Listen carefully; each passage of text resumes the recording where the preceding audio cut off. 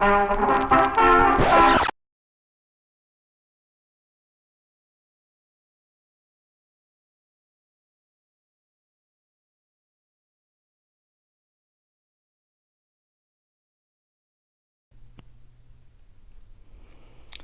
and gentlemen, comment below and be the first to say, I'm sorry about that, I couldn't think of anything else to rhyme with birthday. Lame, I know, but hey, take it or leave it. Right, so here I am again. Disappear off the radar for months on end and then just come back like nothing's happened. But that's the way of things with me, I'm afraid. So, should we just get on with it? I think we should. Today is a special day for me, right? Landmark. Because today is my 50th birthday. So before we go on with that, happy birthday to you, happy birthday to you, happy birthday dear Zoopy, happy birthday to you. Excellent stuff. Now with that done, oh yeah, by the way, right, 50 years old, yeah? I know I don't look it. Don't all rush to say it at once. Nah, more like 85 though, innit? What? How dare you? Bloody alter egos. Cheeky bugger. So, right, I've got actually 7 fragrances today. I know in the description it says 5. I've got 7, but 2 of them have kind of already been opened. But the 2 that have already been opened were the actual presents, right? Because I celebrated my birthday yesterday, although today is the day. The 2 that I actually got as presents, it'd be rude to go, oh, cheers, and put them straight away, wouldn't it? So I've opened them, and I'll show you what those ones are. Well, I've opened one of them, and the other one, you'll find out. The first one I got, because I thought, with this landmark age I've reached, I should really add some more old man, but more mature and refined fragrances to the collection, right? So I actually requested this myself. It's not like she's gone, hey, he's 50, let's buy him this. The first one is Aramis, okay? The 60s and 70s, came out in 1966, I believe. 60s and 70s, very, very masculine, old school barbershop fragrance, right? There's 2 in here. One, according to the box, is produced in Switzerland, which is this little plastic 50ml here. The other one is produced in America, which is the 110ml glass one there. They do smell slightly different on first wearing of them. I think the Swiss one smells a little bit more, slightly sweet on the dry down. And I'll give you a quick description of the fragrance itself. It's leathery, it's spicy, it's herbal, it's got some kind of resinous, incensey elements in here. And it's a bit floral as well, but it is uber masculine. Really, seriously, this is in the same kind of ballpark as Yves Saint Laurent Chorus or Lapidus Pour Homme, that kind of thing. But for me, a bit more wearable. It's not. There's something about those 2 fragrances I just don't get on with. But this one I do quite like. But it's a very, very old school masculine barbershop. Like I say, brutally masculine, very, very 70s style. And also as well as this, right. I got this Aramis fragrance because I thought, all I need now is a pipe, isn't it, really? But I got myself, my wife bought me a foot spa, but I looked at the ones in sort of Argos and stuff and went, oh, no, I don't want a £25 one. I want one that costs over £100. So it was like a really good one. It's got, I nearly did the video with it, with my feet in it, but it's really bubbly and noisy. And I thought, nah, anyway, it's got flashing lights and magnets and bubbles and vibration functions and a little set of elves that brush you. No, anyway, it's a really good one. So Aramis, the first one, right? Lovely stuff. Oh yeah, I should do a little spray, shouldn't I? Okay, what I'm going to do is, I'll do a spray. Okay, this is the Aramis, and I've already described it, so I'll just give myself a little reminder here. It's lovely stuff. I'll do the spray one. There we go. Oh, what I forgot to mention about it. One thing I did forget to mention about it. As soon as I spray it, I remember. It's very, very animalic. There's a sort of castoreum kind of smell in this, which is sort of in keeping with those Kouros and Lapidus type things. Very, very animalic. It smells. It's not quite civet. It's more of a sort of castoreum smell, which is just, it smells and pungent, I would suggest. It's sort of quite pungent kind of smell, but it's very, very nice. Thank you, Karen and Steve, for that one. That's Debbie's parents. Next, we'll go with the ones that my work colleagues got me, right? So I've got itchy nose here. My work colleagues got me this one, which is Le Male, the original Le Male, which was actually the fragrance that started my obsession with my proper current obsession with fragrances. I think I've mentioned that at some point possibly, and they got me this one, which is the Aviator version of it. So that's very nice indeed, but I've decided to keep that one in the box, but I have got my own bottle of it here, and this one here happens to be a vintage. It's from 2008, this one. This is absolutely stunning stuff. most people in the fragrance community will know Lamel. It's vanillic, it's lavender, it's tonka bean, there's mint in here, and cardamom, and I think possibly some cinnamon. Yeah, there's cinnamon. It's sweet, and it's a bit fresh, and it's really, really loud and brash, and the mint is kind of quite prominent in there. It's a serious compliment getter. Females seem to love this one. It's very, very nice indeed, very old school, and I'm very glad I've got this old one as well. I'm not entirely sure whether the new version is as good as the old one. I know that the BPI kind of ruined it, the old producers of it, before it got taken over by Puig Company. I'm not sure how to pronounce it. You'll have to forgive me, any Spanish people out there. But the Puig people have brought it back, I've read, to some of its former glory, if not completely. So I'm looking forward to trying that one out, which I will do at some point. Okay, so thank you very much, my work colleagues, for that. That's Lynn and Courtney and all the rest of the girls, Becky and stuff. You know who you've all chipped in and stuff to that one, I believe. Thank you very much indeed for that. Next, we'll move on. I'm trying to keep this to rolling a little bit quickly so I don't get too stuck in what we're doing. The next ones are the actual openings, all right? So let's go for it. The first one, this one, a friend of mine sent me a 10ml of this about 2 years ago, maybe 3 years ago. And initially, I didn't really like it. It's by Latafa, and it's called Oud Mood. It's an Arabic fragrance, and it's a cheapie. Literally, you can get it for about somewhere between £12 and £15. And I thought it smelled like synthetic oud and a bit sweet, and I didn't really like it. But then about a month ago, I got that decant out of my stash, and I tried it again, and I went, oh, wow, I was wrong. It's really nice. So let's open this one, all right? This is literally an opening, all right? Here we go. I'm going to break the plastic. There we go. Look at the presentation, by the way, as well. It looks like something that you get, I don't know, a hat in. I mean, it would be a hat for a very tall, thin person, I have to say, but it looks like a hat box, doesn't it? But like an elongated version. It's a fantastic presentation. I'll throw that on the floor. And it's kind of got ropes on it, and the rope, you have to loosen it a little bit there to get the top off. Then inside there is, I can smell it before I've even gone in. The smell's coming out of the box. Wow, really strongly. And there's some paper crumpled up there so that the bottle doesn't rattle around. The bottle itself, has to be said, is absolutely fantastic. I've never seen this before because, like I say, I've got a decant of it. So it's really thick glass. It's got this kind of ribbon around it, like a thick ribbon, very tightly bound on there. The glass is very angular. It's a lovely shape. I think that top feels to me like it might actually be metal. Yes, it is. That's a metal top. What fantastic presentation for a £15 fragrance. That is amazing. The lid fits on very nicely. I'm going to risk holding it by the lid here. See if I drop it. Nope, you can hold it up by the lid. Not sure about any person suspended underneath. But that's great. Now the smell, let's go for it again. I'm starting to really love these sort of like cheapy oud smells. I didn't really get on with that synthetic oud smell to start with, but I've started really warm to it now. I think I prefer it to actual real oud smell. The sprayer is amazing. Look how fine that comes out. That's beautiful. Fantastic, fantastic bottle. Seriously. Oh. God, be still, my beating heart. That's no, don't actually. I quite enjoy it how you function. Oh, it's a bit peppery. It's spicy. There's like a sweet caramel toffee kind of smell in here. And saffron and rose and those kind of things, you know. And oud, obviously, that kind of synthetic oud smell. But it's fantastic. The performance is absolutely mind-blowing on this one. It's really, really, really good stuff. Lasts for ages. Smells beautiful. If you get it on clothing, that clothing stays smelling like that until you wash the item. And even then, I would suggest you probably still slightly smell it. On skin, you can smell it after a shower. This Latafa Oud Mood is a fantastic, fantastic purchase for anybody trying to get into these kind of smells. Because at the end of the day, what have you lost if it, you don't like it or whatever? It's 15 quid. It's not the end of the world. That one is beautiful. I love it so much. I may wear that one today, but there's another one which is quite similar to this, which might end up being my choice today. Or, no, that's going to be the last one, right? Okay, so let's move on.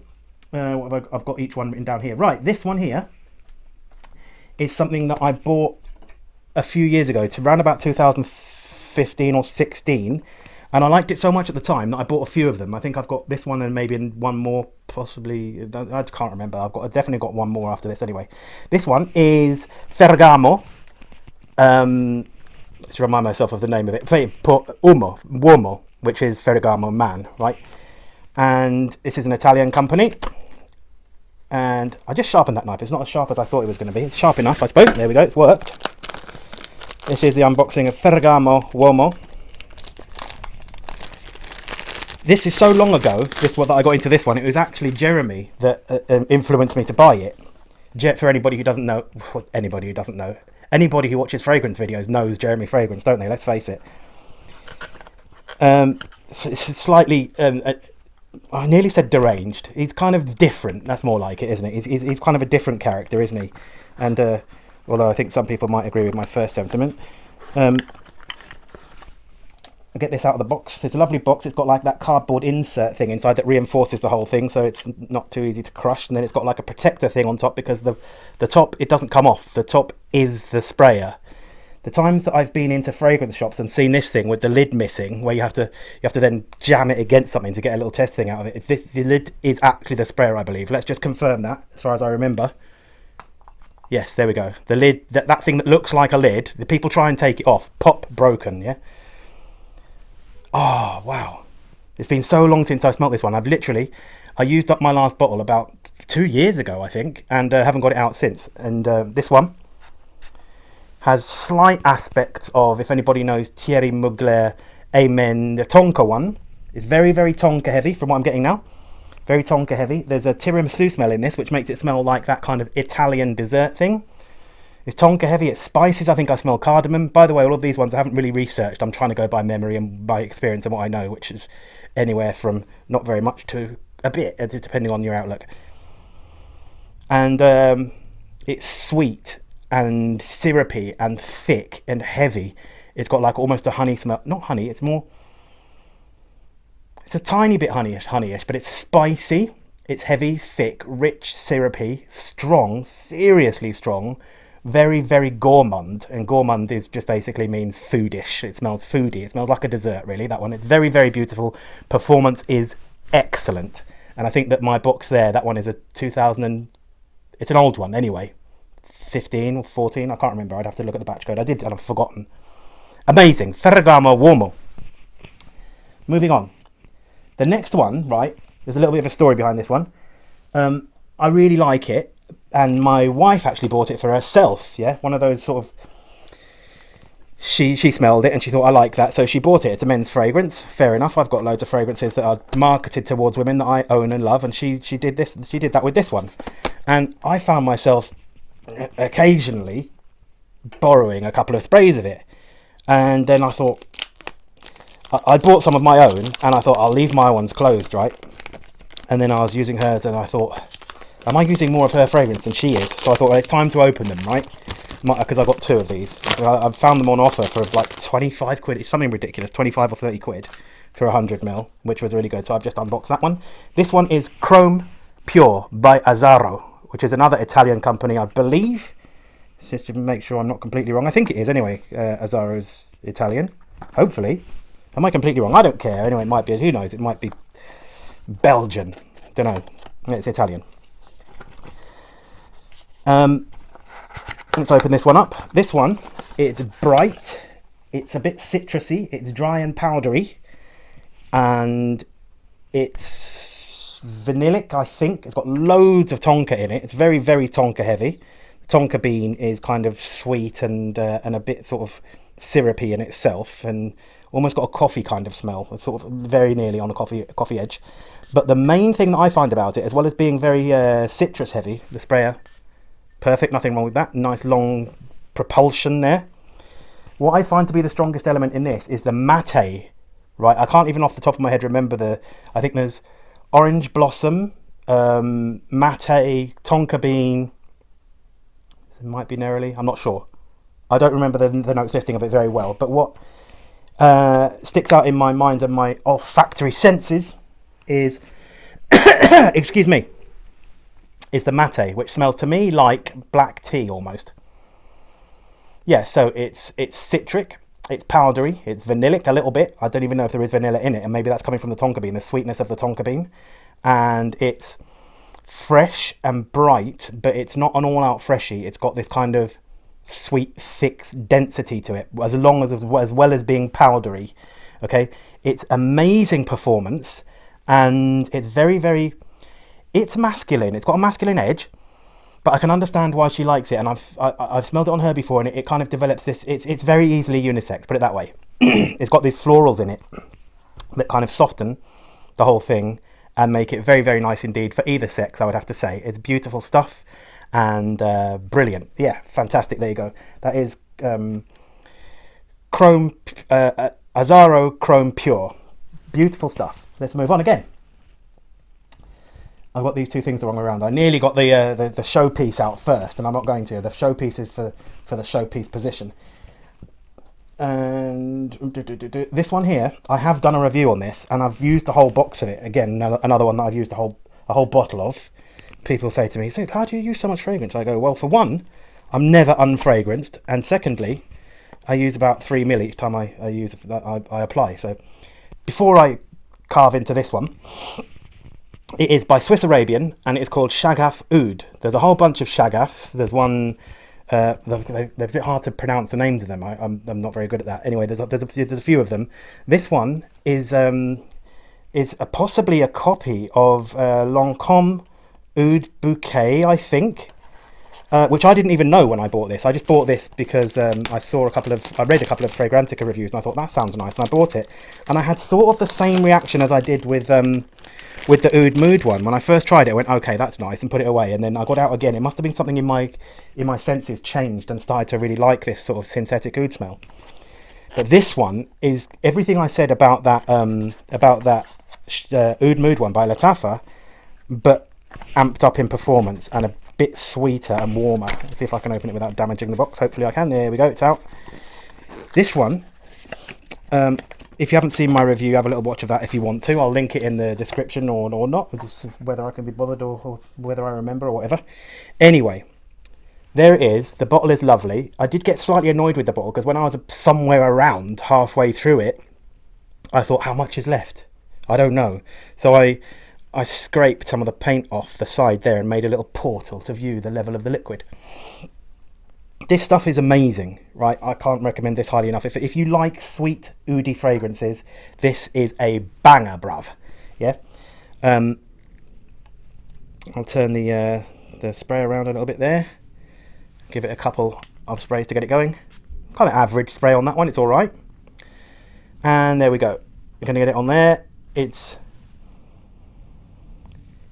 kind of similar to that Oud Mood one, it has to be said. It's this kind of raspberry oud, slightly leathery, slightly spicy, quite simple thing that is just fantastic. It's warm, it's inviting, it's cozy, it's attractive, it's sensual, it's addictive. It's really, really addictive. There's sometimes when I'll be downstairs or somewhere else in the house and I'll just go, I need it, right? And that was happening. I've been putting off opening some of these for ages. I was thinking I'll make a video, and I'll be putting off, and I'm thinking I'm shaking downstairs going, I need it, all right? And the one after this is even more so, right? But this stuff, it's just so beautiful, wearable. I bought back up to this one as well. It's not too expensive. I think I got mine for about £33 a bottle for 75 mils, and it's worth every penny. And the performance is absolutely excellent. If you're normal and you put on 3 sprays, that'll be fine. It's really, really strong. I mean, I tend to go a bit heavier than that with it. Obviously I do, because it's what I do. But the performance on this stuff is superb. It lasts for ages and ages and ages and ages, and it projects like a monster. Serious, man.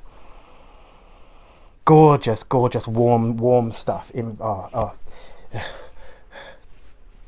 We'll move on before I get too excited and have to... No.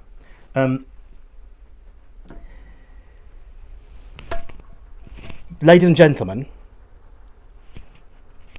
the fragrance which I present to you next needs no introduction. It shouldn't do anyway, right? This is my favourite fragrance of all time. My #1 fragrance.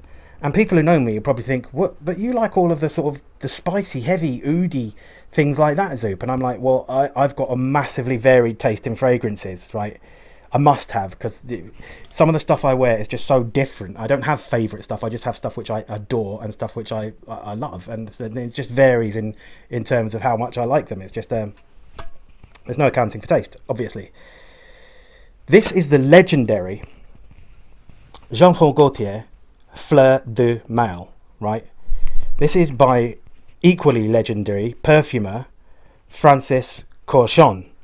Now, I did used to say Kurdistan and things like that, but I've looked up on the website how you're supposed to pronounce it, and I believe it is Corchon. Okay, it's pronounced with loads of... It looks like it's meant to say Kurdistan or something like that. It's Corchon. Let's go with that for now, shall we? I could be wrong. It's been known on more than one occasion. As we know, or as some people will know, Francis Corchon has gone on to have his own fragrance house. He's done stuff for lots and lots of designer stuff, but he's now Maison Corchon, which does Baccarat Rouge 540 and stuff like that. Okay, absolutely legendary, amazing perfumer. And I've got some of his other stuff as well, designer stuff. I haven't moved on to the niche stuff because I'm frightened of it. Okay, I don't want to be. I haven't got enough money for that type of thing.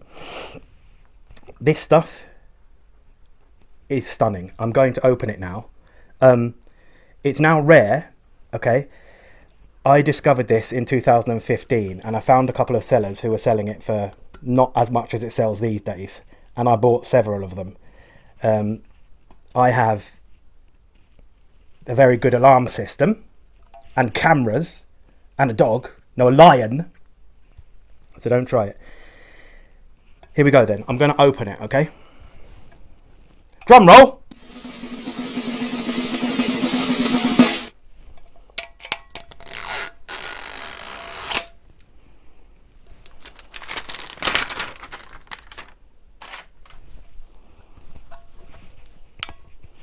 I'm versed in how to open Jean-Paul Gaultier bottle tins. You point them downwards and use your thumbs to pry the bottom off. Shall I have my special tin opening noise, please? Ready?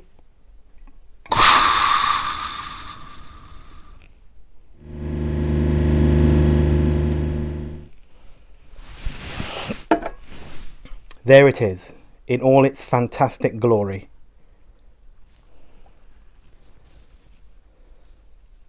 Remove his little thing there.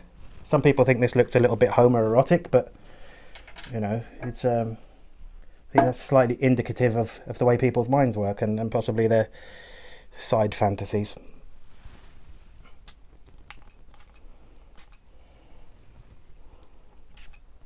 Oh my God, how I've missed you, Fleur de Mayo.